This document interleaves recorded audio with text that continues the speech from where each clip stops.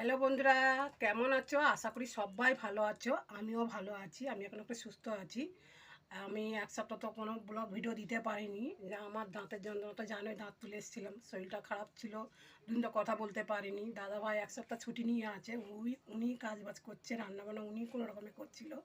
আজকের থেকে আমি পুরোপুরি সুস্থ আছি। আজকে সকালে উঠেছি 6:30টায়, উঠে দুয়ারে জল দিয়ে সমস্ত কাজ সেরে স্নান করে ভাইকে বললাম ফুল মালা নিয়ে আসো, ফুলমালা মিষ্টি নিয়ে এসেছিলো, ঠাকুরকে ভালো করে পুজো দিলাম। এক সপ্তাহ ভালো করে পুজো দেওয়া হয়নি। পুজো দেওয়ার পরে ছেলের জন্য টিফিন বানালাম, রুটি করলাম আর তড়কা করলাম, ডিম পেঁয়াজ আদা রসুন দিয়ে মশলা দিয়ে তড়কা বানালাম। দাদাভাইকে দিলাম, ছেলেকে দিলাম, মেয়েকে দিলাম, ওদের সব খাওয়া হয়ে গেছে, আমারও খাওয়া হয়ে গেছে।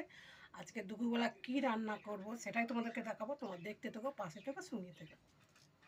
বন্ধুরা, আজ দুপুরবেলা কী রান্না করব সেটাই তোমাদেরকে দেখাবো। এটা আছে ভোলা মাছ, দাদাভাই বাইরে থেকে নিয়ে এসেছিলো সকালে। দাদাভাই ধুয়ে জল ঝাড়িয়ে নুন হলুদ মাখিয়ে রেখে দিয়েছিল, শুকনো একদম করে, একটু জল নেই। দাদাভাইয়ের হাতের কাজ খুব পরিষ্কার, যদি পারে না যখন করবে একদম পরিষ্কারভাবে করে। এটা হচ্ছে ভোলা মাছ, 6 পিস আছে, এটা ঝাল করব। একটা বড় সাইজের পেঁয়াজ আমি ধুয়ে কুচি নিয়েছি, একটা টমেটো ধুয়ে কুচি নিয়েছি, একটু সর্ষে আছে, আদা রসুন কাঁচা লঙ্কা অল্প অল্প আছে, একসঙ্গে পেস্ট করে নেবো। আর আমি চাল ধুয়ে রেখে দিচ্ছি, এখনও বসাইনি, বসাবো ভাতটা। প্রথমে আমি মাছটাকে ভেজে নেব। মাছ ভাজার জন্য আমি কড়া বসিয়ে দিয়েছি, কড়াটা গরম হয়ে গেছে। আমি এবার সাদা তেল দেবো, সাদা তেল দিয়েই মাছটা ভেজে নেব।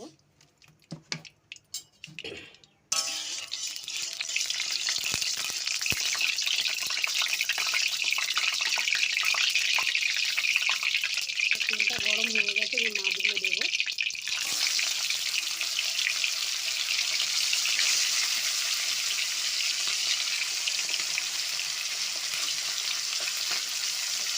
দিলাম, 1 পিঠ ভাজা হয়ে গেলে আমি আর 1 পিঠ উল্টে দেবো, আমি 3 পিঠ পরে ভাজবো। ভোলা মাছটা ভাজা করছিল, 1 পিঠ ভাজা হয়ে গেছে, আমি আর 1 পিঠ উল্টে দেবো।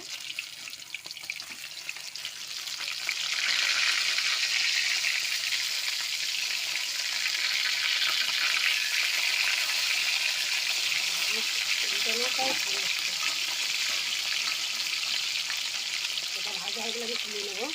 আর এই যে মশলা নিয়েছি মিক্সিতে, এটা পেস্ট করি। ভোলা মাছটা ভাজা হয়ে গেছে, এটা তুলে নেবো।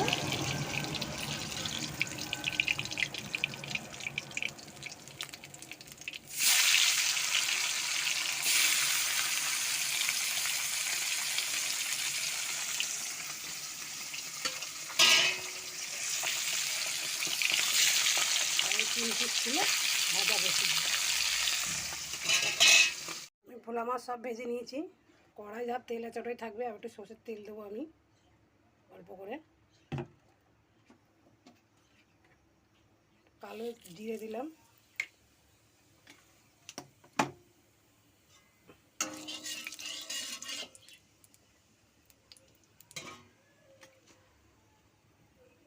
আচ্ছা মশলাটা পেস্ট করেছিলাম মিক্সিতে, সব মশলা দিয়ে দিলাম,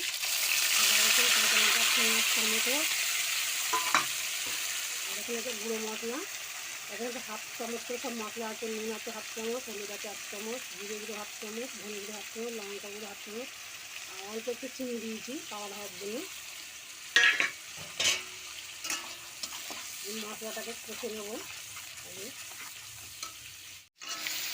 মশলাটা কষানো হয়ে গেছে, পরিমাণ মতো জল দেবো এবারে। চিনিটা দিলাম, টেস্টে হবে, কালারটাও ভালো হয়। জল দেবো, 1 মগের কম আছে জল, আর জল দেবো না, এই জলটাই থাকবে। আমি এবার চাপা দেবো, আর জলটা ফুটে উঠলে ভাজা মাছগুলো দিয়ে দেবো। মাছের জলটা ফুটে গেছে, আমি মাছ ভাজাগুলো দিয়ে দেবো।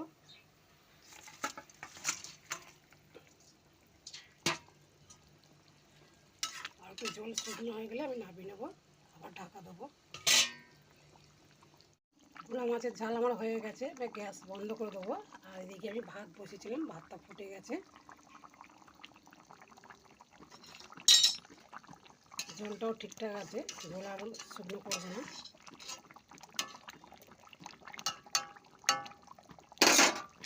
দুপুরবেলা আমার রান্না হয়ে গেছে, হয়েছে সাদা ভাত, ভাতটা লাস্টে করেছি, ভাত নষ্ট হয়ে যাচ্ছে বলে ওই জন্য আমরা লাস্টে ভাতটা করলাম। সবে নামিয়েছি ভাত, হয়েছে সাদা ভাত আর ভোলা মাছের ঝাল, একদম মাখা মাখা ঝাল দেখতে পাচ্ছ, মাখা মাখা টেস্টি হয়েছে, কালারটাও খুব সুন্দর হয়েছে।